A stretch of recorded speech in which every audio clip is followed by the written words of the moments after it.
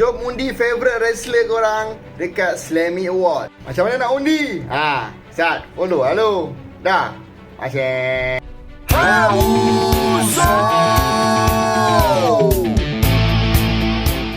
Okay, Slammy Award ni salah satu award yang macam dekat Malaysia ni macam ABP, BH macam tu lah. Dekat-dekat nak WrestleMania nanti, adalah orang kata Slammy Award ni. Bermacam kategori ada. So event ni akan berlangsung pada 20 April.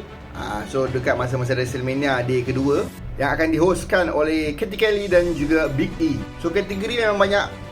Ni salah satunya Male Superstar of the Year, lepas tu Female Superstar of the Year, lepas tu ada Man of the Match, lepas tu ada match yang paling best tahun ini. Korang boleh undi.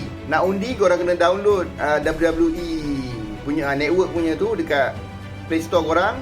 Masuk je, tekan je dekat ni, vote now. Nanti dia akan keluar macam ni. Kau tick lah mana-mana macam ni kan. Ni Female Superstar of the Year. Okay, contoh aku minat Liv Morgan kan. Aku tekan dekat Liv Morgan, lepas tu ada submit, kau submit, terus pergi ke orang kata pool seterusnya ataupun kategori ke seterusnya. Free je bos. Selamat mengundi.